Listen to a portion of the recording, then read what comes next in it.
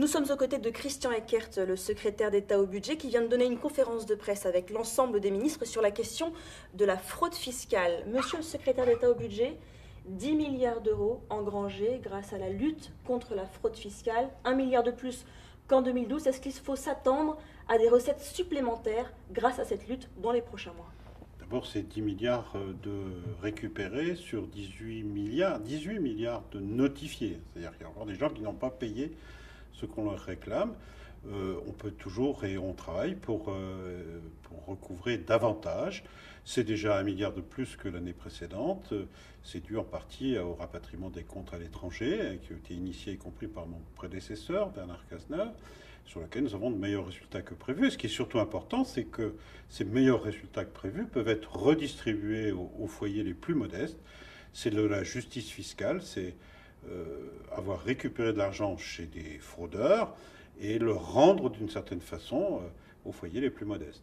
Certains pointent du doigt le fait que cette récupération de recettes grâce à la lutte contre la fraude fiscale, ce sont des recettes ponctuelles. Or, vous voulez financer un geste fiscal qui est censé être plus pérenne.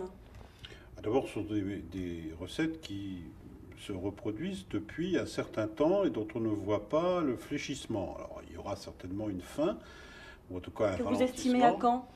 Écoutez, on verra, mais je pense qu'il y a encore au moins pour une bonne année de flux continu. Mais surtout, ce qui est important, c'est que les avoirs qui étaient ignorés par le fisc jusque-là seront maintenant connus. C'est-à-dire qu'ils vont rentrer dans l'assiette de l'impôt, et ceci de façon définitive.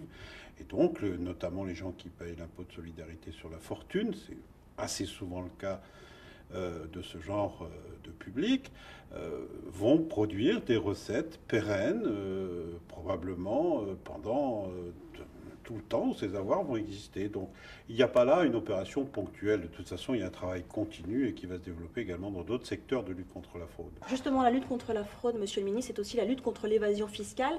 80%, c'est les chiffres que vous donnez des avoirs détenus à l'étranger et qui sont dissimulés, le sont en Suisse. Est-ce qu'en 2016, il y aura bien un échange automatique d'informations avec la Suisse? Écoutez, nous l'espérons. Tout laisse à penser que les Suisses sont prêts à se mettre en conformité. J'étais moi-même avec Pierre Moscovici il y a quelques mois dans d'autres fonctions rencontrer les autorités helvétiques. On a rencontré aussi les banquiers helvétiques. Il est clair que la Suisse, comme les autres pays, sont en train de comprendre que le secret bancaire, c'est terminé. C'est terminé. Alors ça ne va pas s'arrêter aujourd'hui ou demain, mais en tout cas l'échéance de 2016 me paraît un objectif tout à fait raisonnable. Et tenable. Et tenable, c'est le cas avec le Luxembourg, c'est le cas avec l'Autriche, et tout le travail qui est fait au niveau des organismes internationaux, l'OCDE, les G5, les G20, où la France prend une part active, montre que le secret bancaire sera terminé. Ça ne veut pas dire qu'il n'y aura pas encore de l'optimisation. Il faut continuer le travail en direction des entreprises, des grandes entreprises internationales, souvent dans des domaines immatériels. On pense tous à Google, Amazon, etc. Et tout ça fait l'objet de travaux continus. Monsieur le ministre, dernière question.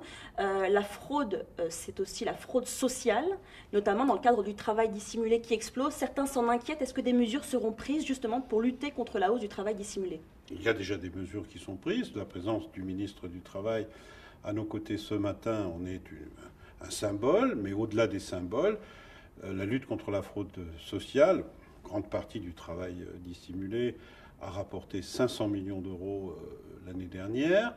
Nous pouvons sans doute faire mieux. Il y a lieu de travailler avec toutes les administrations. Vous avez senti ce matin, au travers de ce comité national contre la fraude, qu'on a un travail véritablement d'équipe interministérielle, ministère de la Justice, ministère du Travail, ministère des Finances, ministère de l'Intérieur. Nous avons rassemblé l'ensemble des services pour échanger les informations. C'est important au niveau international, mais c'est aussi important entre administrations françaises. Ça, c'est ce qu'on connaît déjà, monsieur le ministre, parce qu'il y aura d'autres mesures pour lutter contre le travail dissimulé. Il faut continuer à prendre toutes les mesures qui sont possibles de prendre, dans le respect aussi quand même de la vie privée. Et la mutualisation des informations entre les différents ministères, je vous assure que ce n'est pas une illusion. Ça fait l'objet d'une convention aujourd'hui entre le ministère de la Justice et le ministère des Finances. Et en matière de travail illégal, les comités de lutte contre la fraude au niveau départemental, on a fait le point également ce matin sur ce travail, montrent que tout ça est en train de fonctionner, mais ça reste toujours une œuvre à parfaire.